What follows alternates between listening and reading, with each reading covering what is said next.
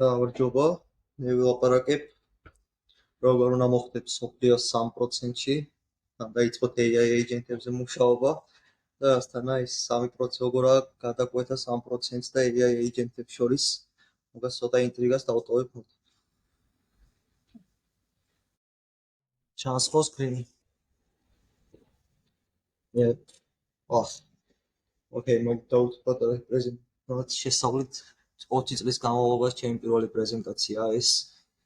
აქამდე არასდროს არ ეს პროგრამა თვალს Google Slide-ი არ გამოვიყენებია, რასაც სწარული რაც გამოვიდა და მე ვარ software engineer story AI-ში.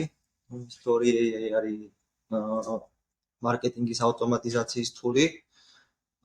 რაც მარტივ flow რო გავიაროთ, user-ი შემოდის, გვაძლევს თავის ბრენდზე ინფორმაციას, website-ის სახით, ტექსტური სახით და მაგის მიხედვით ვაგენერებთ უკვე კამპანიებს და პოსტებს. ეს არის რაც მარტივ flow stories. მე უფრო ჩავშალოთ შიგნით სლაიდებში. ეხლა სათაური ეგეთია მზად თუ ხარ თუ არ მზად რომ მოხდე სოფლიოს მოსახლეობის 3%-ში. ეგეთი სტატისტიკა არსებობს, რომ სოფლიოს მოსახლეობის 3% მიდის ფატალურ შედეგებამდე ნეიროზით და თავის ტკივილებით. ეს ახლა როგორაა გადაბმული AI agent-ებთან მუშაობაში. ძალიან მჭიდრო კავშირი აქვს რა. თუ მუშაობ AI agent-ებთან და ეხლა რა სტეპებსაც ჩამოვყრინთებს თუ არ გაივლი, ამ 3%-ს ვერასწრები ვერანაირად. მეც დაახლოებით უკვე აქ ვარ რა, რაც 3 თვეა უკვე AI agent-ებთან მუშაობ და უკვე შევაბიჯე რა, მე მგონი ამ 3%-ში.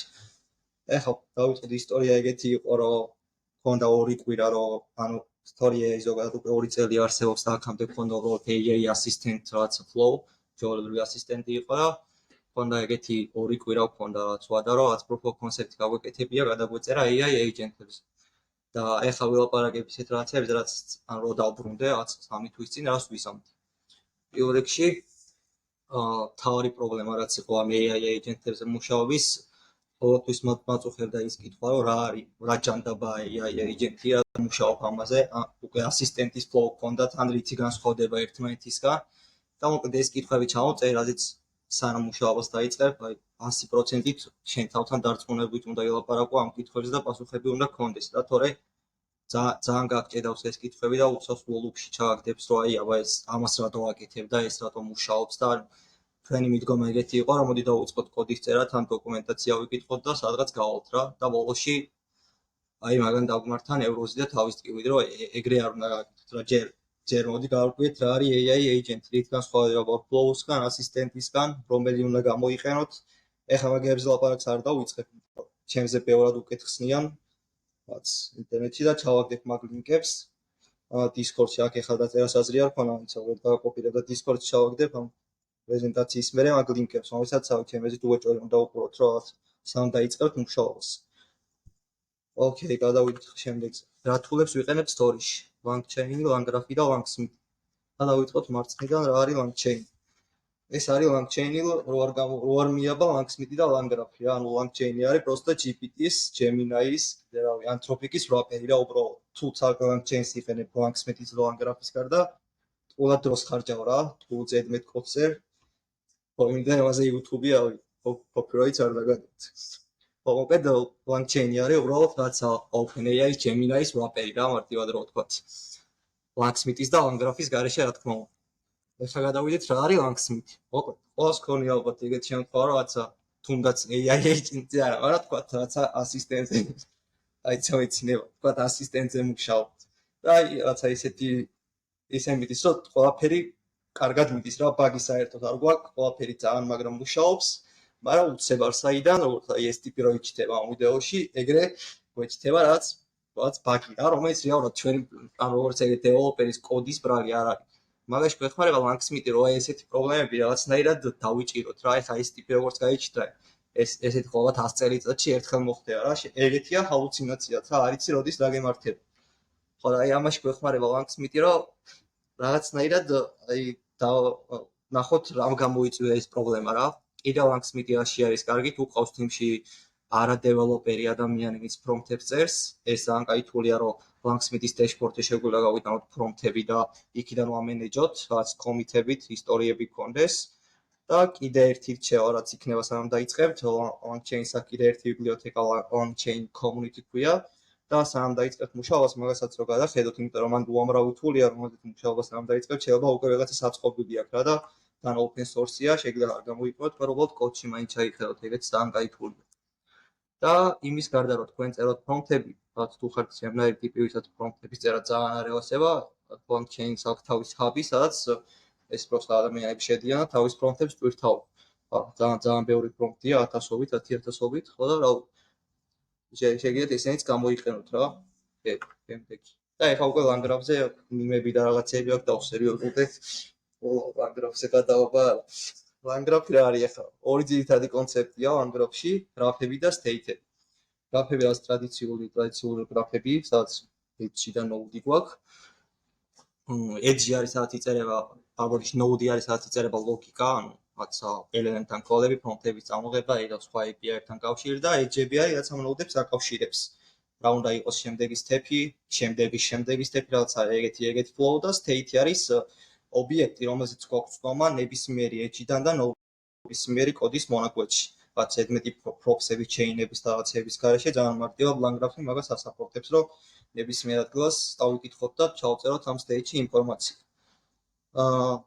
ქვევით ჩამოვწერე რა არის ის მნიშვნელოვანი თულები, რაც უნდა მინიმუმ დაარისერჩოთ, სანამ დაიწყებთ AI agent-ებს ან თუნდაც ასისტენტზე მუშაობას. ქვევიდან მოვყვები structured output-ი.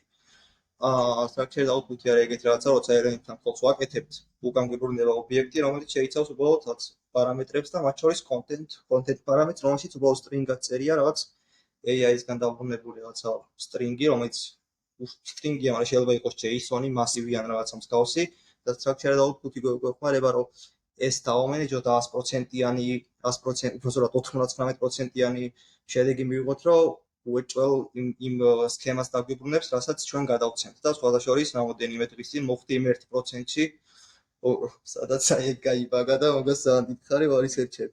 ხო და ანუ 100%-იც ანდო არა, მაგრამ OpenAI ეგრე ამბობს, რომ 99% იმ სქემას დაგვიბრუნებს, რასაც წინასწარ გადავცემთ. ფოლქოლებზე ირაკლი უკვე ისაუბრა და მოდი აღარ ჩავშლი, იგივე თქმას ვაფიერდი და ეხლა გადავიდეთ ზევით რაც წერია, ეს არის აგენტების pattern-ები რა pattern-ები შეიძლება გქონდეს აგენტებში და ეს რო ავხსნა გადავალ შემდეგ სლაიდზე, ეს არის რა ხდება, როცა ერთი query შემოდის რა story-ში. ანუ რთული არაფერი, просто ანუ ჩავშლით რთული არაფერი აღარ არა რა. ოკეი, დავიწყოთ. პირველი რაღაცა user-ის smart input შემოვიდა. მეორე რაც ხდება, არის რა გექშენები, ანუ vector database-თან რაღაცა მარტივი CRUD ოპერაციები და ამაზე ბევრს არ ვილაპარაკებ, რაღაც მარტივი CRUD ოპერაცია vector database-ში. ჩაწერა წაკითხვა. ოკეი, ამისთვის ვიყერებ MongoDB-ს და ორი მიზეზი იყო რატომაც, ერთი, იმიტომ რომ ძალიან იაფია Mongo და მეორე იმდენად სწრაფად გაგვივარდა ამის იმპლემენტაცია, იმდენად სწრაფად გავაკეთეთ, რომ სხვა რაღაცების research-ი არც დავუწყეთ, ანუ არა ის main step-ი ჩვენი flow-ში და ამის გამო ყველა სწრაფად რაც გამოგვივიდა იგი იყო MongoDB. დავიწყეთ აქედან ეს დავამატებ წინაზე ნიკა მითხრა VB8-ზე და ჩემი ყველა ძალიან დიდი spike VB8, იმიტომ რომ რაღაცა ორი კვირა ვეჯექი VB8-ს და აი ვერაფერი ვერ გავიგე, სადაც MongoDB-ში ასახლობით 9 საათში მარტივი CRUD ოპერაციები ქონდა vector database. სხვათა შორის მაგის მერე დავუბრუნდი ისე VB8-ს, მეთქი ჩემში ხო არა პრობლემა, მაგრამ არა, იქაც იგივენაირად დამართა ის. გადავიდეთ და შემდეგ steps-ზე არის supervisor-ი. აი აქ რაც მიწერია planning architecture, ეს არის supervisor-ი. ტიპი, რომელმაც უნდა გადაწყვიტოს რა უნდა იყოს შემდეგი step-ი. ანუ ეს არის ახლა multi-agent flow, სადაც დაახლოებით 5 agent-ი და ეს ტიპი იღებს გადაწყვეტილებას, რომელი agent-ი უნდა გამოიძახოს user-ის query-ის მიხედვით. მაგალითად, თუ შემოვა query, რომ დავიწერე copy ჩემი LinkedIn-ისთვის, Bitcoin-ზე ვთქვათ, ამან იცის, რომ ეგ არის copywriter-ის მოვალეობა. და შესაბამისად წავა და ჩემი კურსორი თუ ჩანს ოკეი, შესაბამისად წამოვა და შემოვა ამ node-ებში. ანუ ეს არის, ამას ქვია planning architecture, ანუ node-ი, რომელიც იღებს გადაწყვეტილებას რა უნდა იყოს შემდეგი step-ი. და ეს არის არა მარტო ამ შემთხვევაში, მაგალითად, ვისაც ჩვეულებრივ ასისტენტებზე გიმუშავიათ, თქვენ იყრებთ tool call-ებს და LangGraph-ში ეგ tool call-ი არ არსებობს, ანუ element-თან calls ვაკეთებ და თვითონ რო იღებს გადაწყვეტილებას, რომ აი ეს tool call-ი გამოვიძახოთ, LangGraph-ში მაგას შენით აკეთებ, რომ შენი თუ წერ წინასწარ node-ებს რა tool call-ები გაქვს და იმას რაღაცა OpenAI-ის და რაღაცა მაგათ library-ს აღარ ამბობ, რომ თულქოდი მაშინ გამოვიძახე, როცა გინდა. ეკვე შემხარეს გამოდის და ანუ სუპერვაიზორი მარტო ის ტიპი არა, ვინც სიტყვაზე agent-ებს ანაწილებს. სუპერვაიზორი ყველა ნუდს აქ რასაც ხედავს, ყველას თავისი სუპერვაიზორი. ოკეი, ეს იყო პირველი planning architecture. ეხლა გადავიდეთ აი ეს React რა არის. React-ი არის თქვა აი აქ რომ მოვიდეთ. ყოველას ეხლა არ ჩამოვყვები, სადაც პრობლემური სტეპი რაც იყო და რაც ამათ აღწერაში რაც დამეხმარება იმებს ყავს. ეს არის React agent-ი. და აქ ხდება ეგეთი flow. შემოვიდა user-ისგან query რომ დამიწერე copy რაც აქ წრეებში რაკში და web-ში მოხდა ძებნა და დაიწყო უკვე copy-ზე მუშაობა წერა. copy-ზე ანუ რა დაწერა copy იმის მაგალითად რომ პასუხი დაებრუნებინა როგორც სიტყვაზე AI ასისტენტი იზამდა. მიცა ტიპს რომელსაც საერთოდ განსხვავებული სისტემის ინსტრუქცია აქვს და უთხრა რომ აი შევიფასე ეს copy და უკან გამოუშვი რაცა მითითებები რა უნდა შეიცვალოს და ეს ტრიალებს loop-ში სანამ აი ეს node-ი არ იტყვის რომ ოკეი ეს პოსტი მომწონს და შეგვიძლია დავაბრუნოთ. ეს არის React agent და აქვე პატარა რჩევა ვინც LangChain-ზე დაიწყებს მუშაობას LangChain-ს აქვს ჩაშენებული ფუნქცია create React agent და მაგას არ შეეხოთ სანამ კარგად არ გაანალიზებთ აი ამ pattern-ებს და კითხვები რაც მეწერა, იმიტომ რომ მაგან გამოიწვია ყველაზე დიდი კითხვები მაგან დაგვიბადა რომ აი რა არის React agent-ი და რაცა ძალიან დაგვაბნია მაგ საკითხი, იმიტომ რომ რეალურად არ ქონდა ეს pattern-ები გავული და გვეგონა რომ რაღაც magic-ი ხდებოდა უკან და სასწაულით, ხო და ჩემი რჩევა იქნება რომ სანამ LangChain-ის ჩაშენებულ tool-ებს გამოიყენებთ, მანამდე მაინც ამათზე რაღაც 1-2 სიტყვა უნდა წაიკითხოთ.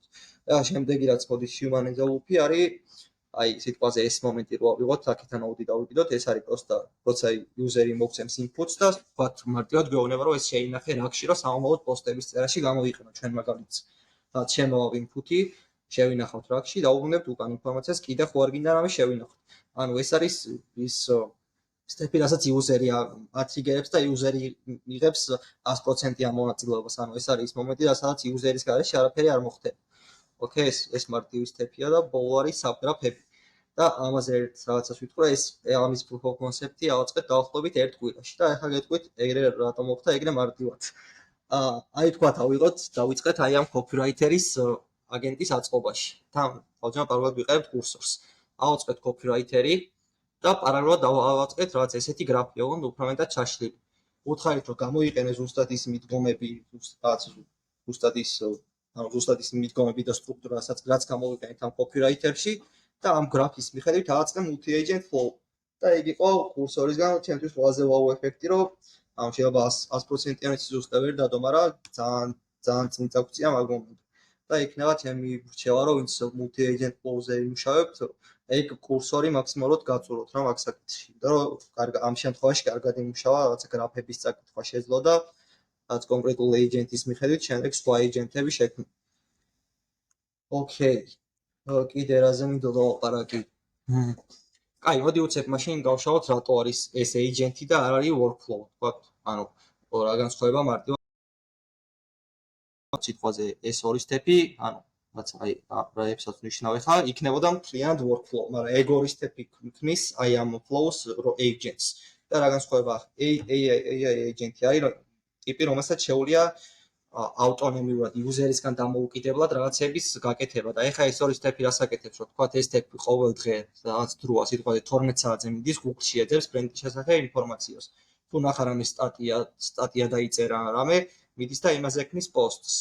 მეორე არის ეს ანალოგიური, რომ როცა user-ი ქმნის ბრენდს, პარალელურად background-ში agent იწყებს მუშაობას, რომ შექმნას კამპანია და მე ის კამპანია ჩაშალოს პოსტებად და რაცა ერთი თვის კალენდარი გაუსვოს user-ს. აი, რო არა ეს ორი სტეპი, ეს იქნება ჩვეულებრივად workflow რა. უბრალოდ ეს ორი სტეპი ხდის ამ agents, იმიტომ რომ არ ჭირდება user-ის ჩართულობა.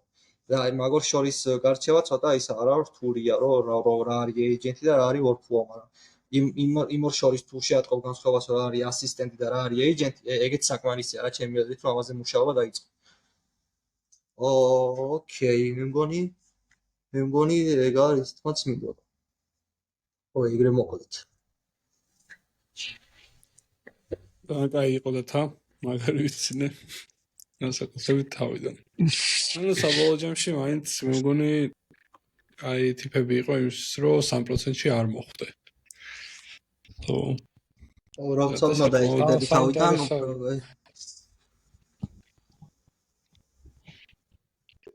მადლობა და მადლობა. ძალიან საინტერესო იყო. ნუ ერთი კითხვა ქონდა აქ ერთ-ერთ ჩვენ რადიო მსმენელს, იმიტომ რომ რადიო მსმენელებიც გვერდებიან. How the heck აწყობს ამას ვინმე ერთ კვირაშიო და ამაზე იქნება პასუხი გაცე და მე გადავიდეთ შემდეგ. Excuse me. Next question. მაგაზე რა უპასუხო? აი თან კურსორის დახმარებით რა, მაგით დავუძინე თავს და რა ღამეების თენები.